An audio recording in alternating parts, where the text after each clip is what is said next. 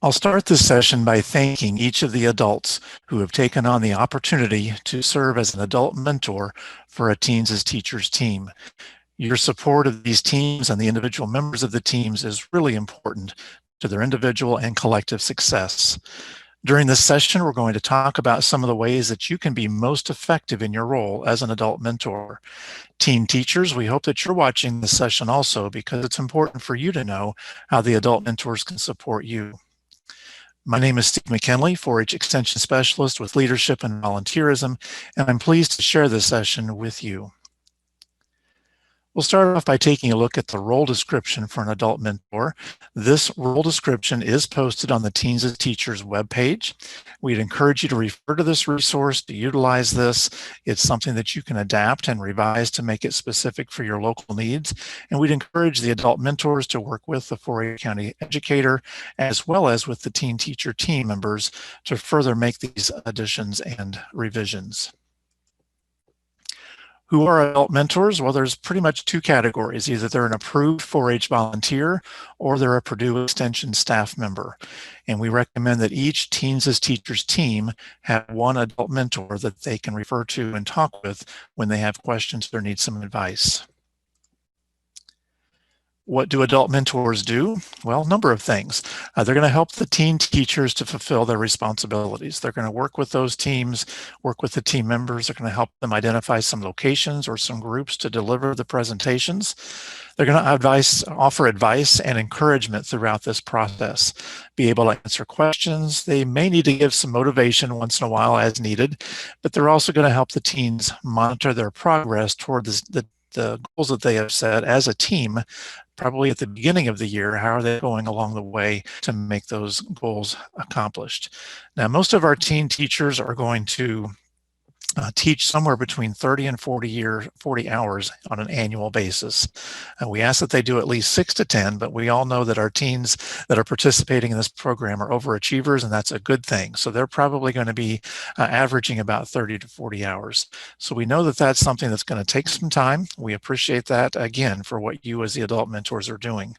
And what we're asking the adult mentors to do is to find that sweet balance between really doing all the work for the team members and basically handing it off and say, here you go. So we're looking for that middle ground where you can provide that advice, give some guidance, but not actually do the work for the teens.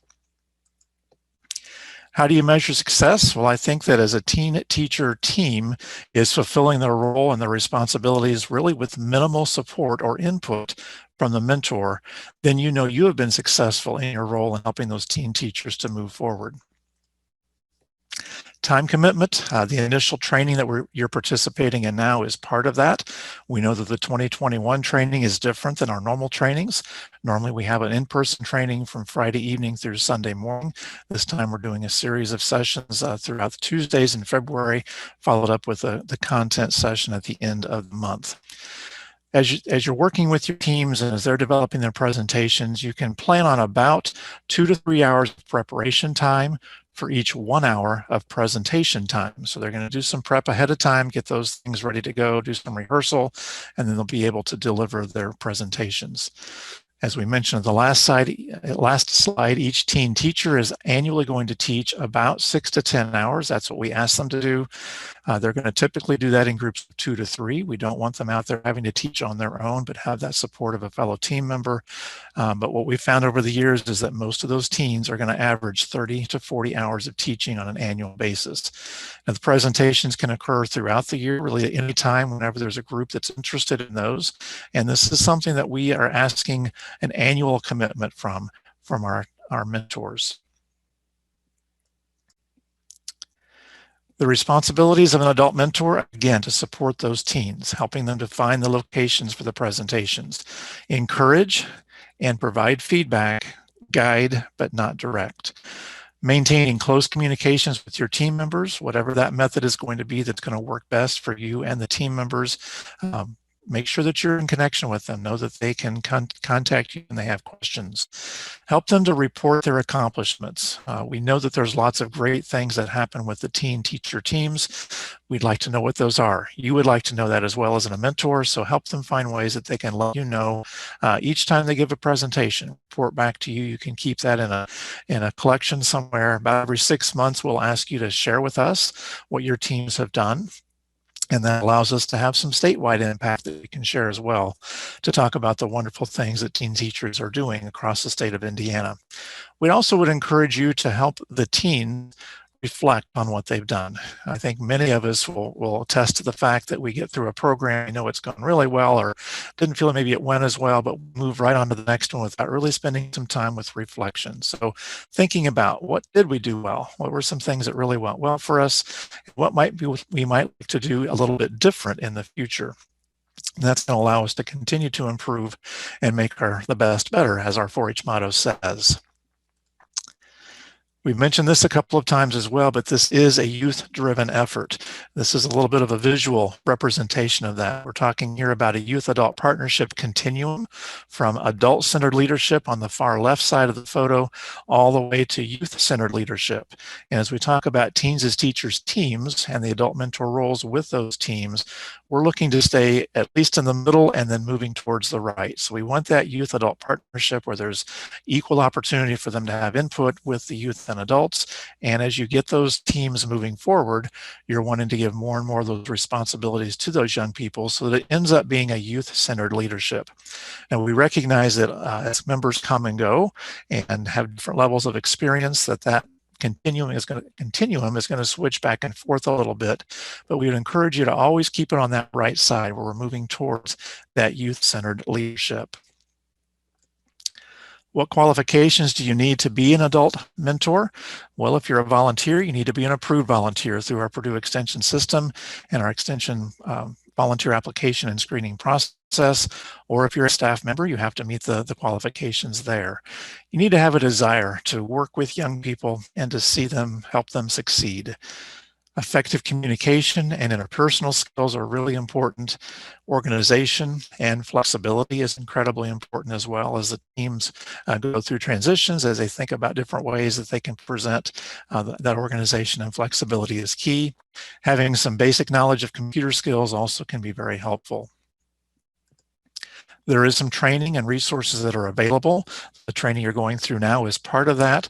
You'll find additional resources for teens as teachers on the web page on the Indiana 4-H website. Would encourage you to take a look at that. There's going to be a number of resources there for each of the different track areas, and that will allow you to help provide those resources to the members as they think about the presentations that they'd like to give.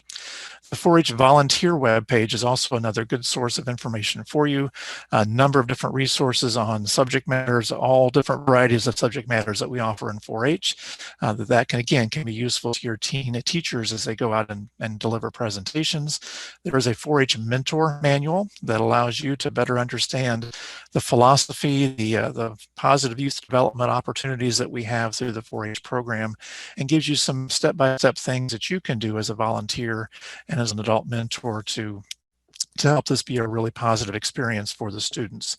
And then we also have a series of new 4-H volunteer orientation modules. So if you are rather new to the 4-H program as a volunteer, first of all, welcome, but also that will give you some background on what we do in the 4-H program.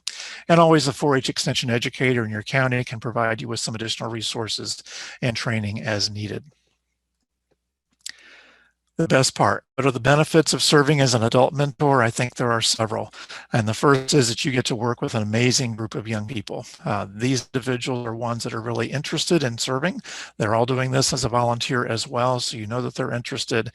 They have some skills that they'd like to develop and to grow in, and you get to work with those young people. And that's a lot of fun, and I think you'll enjoy that quite a bit. Meeting local community needs. Those young people will be able to work with you to identify what those needs are. What are the subjects that need to be taught? What are some of the interest areas that people have in your community? And then the teen teachers will be able to help meet those needs. Along the way, you're going to watch those teens reach their goals, and that's always exciting to be able to celebrate those goals with them and celebrate them yourself because you know you've had a part in that. You're going to develop a number of personal skills, whether it's facilitation or helping to build teams or communication, organization, a number of those skills that you yourself are going to gain by volunteering as an adult mentor. And you'll also have a chance to build your network of community contacts as you help the teens find where they can go in their communities to share this information. You're going to be able to meet new contacts that may help you in your personal and or professional life as well. So a number of benefits. You're not going to get an actual paycheck, but that's not why we do this job, is it? To be able to do that. Instead, we find ways that we can work with those young people and really help them to have a great experience. I'll close just again by saying thank you for your willingness to serve as an adult mentor to your teen teacher teams. We're excited for what the teens are going to be able to do. We're thankful for you as adult mentors and the role that you're going to play in that. Again, thank you and best wishes as you move forward with your teams over the coming year.